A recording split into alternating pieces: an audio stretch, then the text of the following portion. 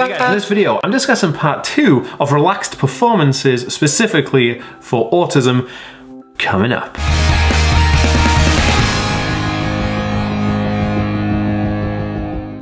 Hey guys, welcome back to the AspieWorld. My name is Dan. I do videos every single week on autism because I have a diagnosis of autism, ADHD, OCD and dyslexia. So if you're interested in seeing more, remember to hit that subscribe button and click the notification bell. Also, if you're watching over on Facebook, be sure to hit that like and follow button to see daily videos from me. So guys, today I wanted to do a video with my friend Kona Waters. You guys all know Kona Waters, and if you haven't already, go check out his videos. All his links will be in the description below, as obviously usual. But last week, or the week before last, I did a video with Saffron Barker because she was doing some relaxed performances with Strictly Come Dancing, right? Which is really, really cool. So I wanted to actually have a conversation, and this kind of like, this is a podcast episode as well, so this is a vidcast podcast episode with Connor, who is here right now. You guys can obviously see him on the screen with me, and he hasn't said anything yet, so he will do now. Connor, do you want to introduce yourself?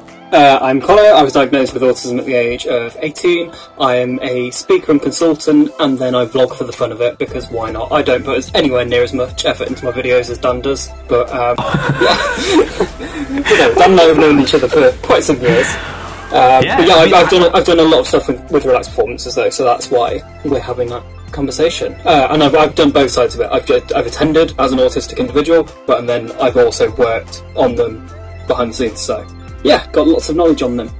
See, this is why Connor is on this episode. He is the man for this job. So, funny enough, Connor went to see the performance that Saffron actually did. So, the performance I was talking about with Saffron, Connor did that performance. So, Connor, you vlogged it and did it for the Strictly page, I think, did you? So, no. So, what happened with that was I was approached by the show to help them create resources leading up to the show. So we actually, with the relaxed performance, there's 3 elements of it. The first element is reducing the show sensory-wise, so you get rid of the strobe lighting, the really loud noise, you reduce that, etc. There's all those kinds of things. The second element is making sure that the environment itself is relaxed, so it means selling less seats, so there's more room, putting more clear signage everywhere, just so everything's a bit more calmer, having quiet rooms outside of the venue, etc.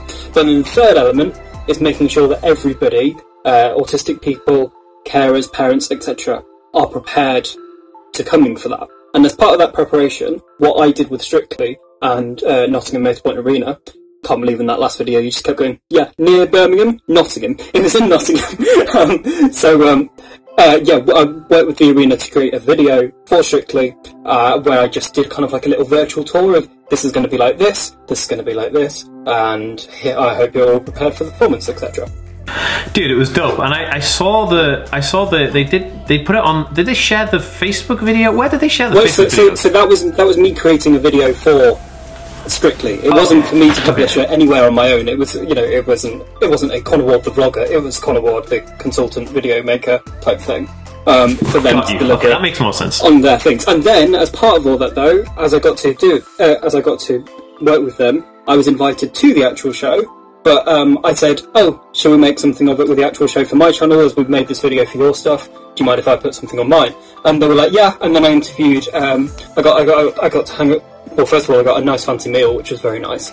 And then I got to run around backstage, interviewing Craig Revel Horwood, who's like Strictly guy himself. The guy, yeah. AJ, who was Saffron's dancer, of course. AJ, I didn't know I was interviewing AJ. I just got AJ appear to me in a dressing gown. I was like, oh, okay, hi. And then also Stacey Dooley, who was a contestant the previous year, but she was hosting the tour.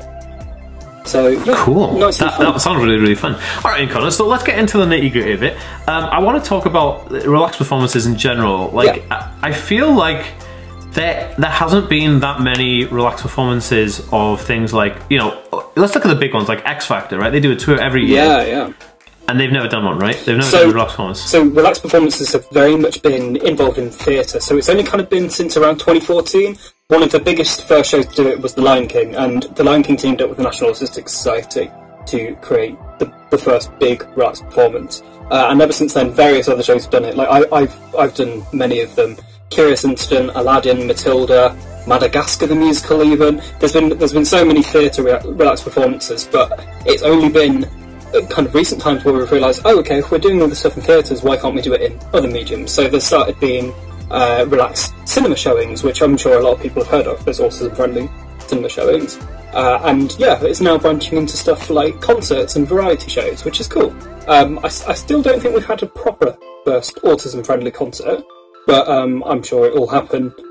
Because like Party in the Park and stuff, they should also do like autism kind of like performances, or just relaxed performances in general. Because one of the things I noticed was, I love going to see music performances. I love Blink-182. I'm in a band myself. We're releasing new music soon as well, so I'll leave a link to my band down below.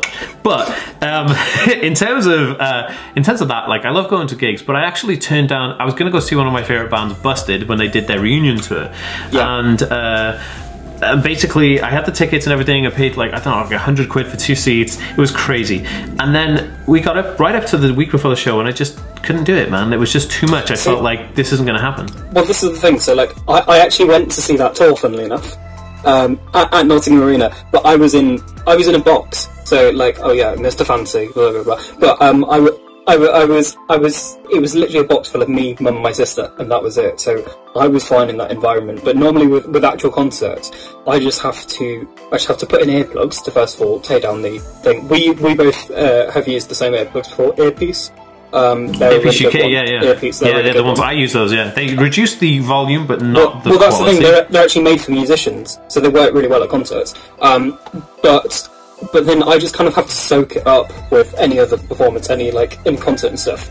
It's not going to be the best sensory-wise, it's not going to be the nice anxiety-wise, but you just have to soak it up, and then it takes like a couple of weeks to recover. So it's about finding, because of course not every situation is adaptable to be able to become a relaxed situation. So it's finding the balance of like, where can we integrate, where can we do separate events, etc. Which is kind of the stage we're in at the moment. Yeah, I think like, you know, because I think like every tour, every band, everything should have a relaxed performance built into the tour. I think that's like should be standard. Kind of like how I think every store should have at least an autism hour every day, but every store should be autism accessible. But you know, it's slow. It's a slow process, but we're also gaining ground there. You know, so here's my question, Connor. Like you've been to a few relaxed performances, haven't you? Yeah, I've been to like, I'm gonna say like nearly 15 by now. I've been to a fair few, yeah.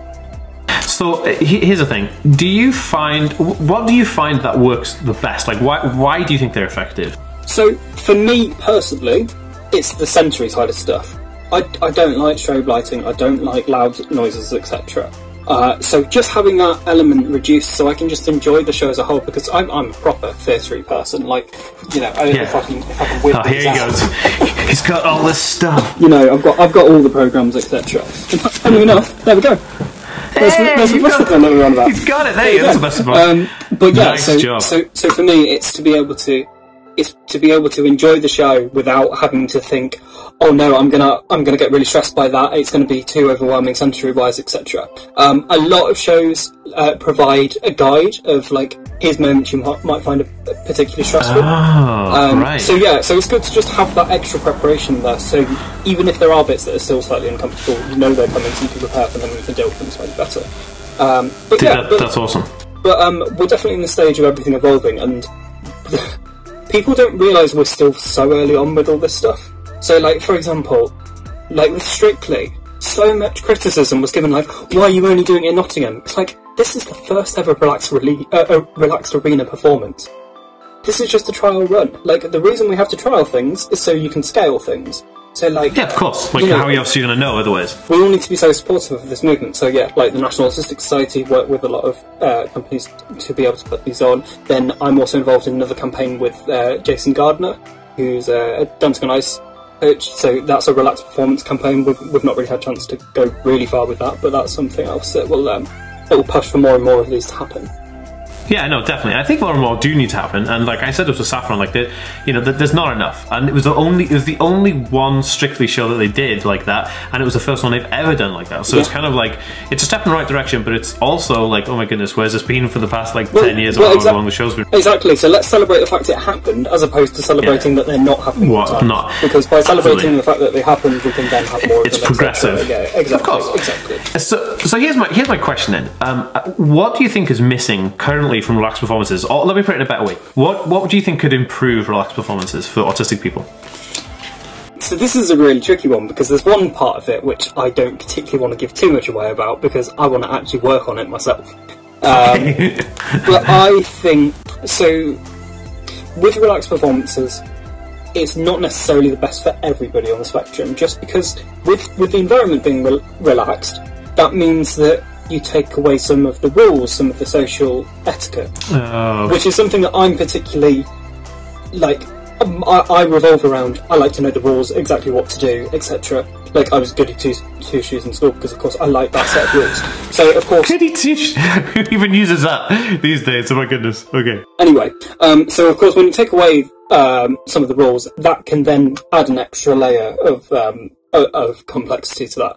So, I want to be able to create something which caters for both. Because relaxed performances are great, but, like, can we do kind of a lower scale structured relaxed performance? Of a relaxed performance? Maybe just, you know, just sort out the sensory bit, add a bit more preparation.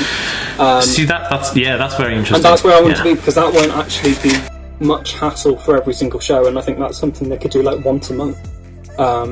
So, yeah, be interesting. That sounds really interesting. But, yeah, we're definitely on the path to opening up more and more options, but we need to show support to everything that's already there to be able to do all these extra new things. So, is there anything that, like, anybody watching this and listening on the podcast, is there anything that these people could do now, like go to a website or help? How could we help out in the promotion of, like? I was going to say we're in a bit of an interesting time where the show's social media teams probably aren't active. Yeah, I suppose. So normally I'd encourage to, like, hammer your favourite show, going like, "Oh, why haven't you done a relaxed performance yet?" Yeah. But for now, I'd say follow the relaxed performance campaign. I'll give you the Twitter name to put on. Cool.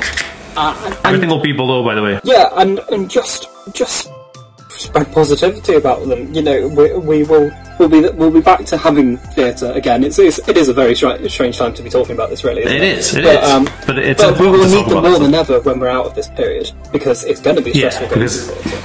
Of course. So show support of the ones that are already coming up. So, for example, let's think to one which is probably happening. Disney are doing the first relaxed performance Frozen in the UK in February. Oh yes. So let's shout about that. I really want to work with them again, because I got to work with Disney on Aladdin. Work with Kona. Make some noise, saying like, "Oh, Disney, it's really cool that you're doing this. Thank you so much for putting it on. We want to see it all the time," etc. Perfect. All right, dude. Well, Connor, look, that just about wraps it up. And I think that this was a really good, strong conversation. Is there anything you'd like to add that I haven't really covered? Just kind of more of the basic how a relaxed performance works. So we get the sensory altered, we get a more relaxed atmosphere, and everything is done just to try and make everyday experiences slightly more easy.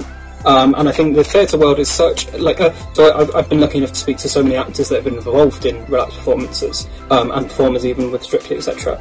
Everybody is so excited to be able to put them on, because people in the performance world, it's all about inclusivity. You know, they don't discourage from race, gender, etc. So now that they get to add this extra layer of inclusivity with us involved, they are all so excited to be doing it. So if the people behind the show are excited to be doing it, we need to be extremely excited on our end too, and it's great that we can all work together. 100%. So yeah, I think that's about it. Dude, that's awesome. Awesome. Well, thanks, Connor. I will leave all of his social links down below, and you've also seen his Twitter and Instagram handle, because I've added it to his chest while he's been talking. So I will see you guys in the next video. Thanks, Connor, for coming on, and yeah, I'll see you next time. Bye. Peace.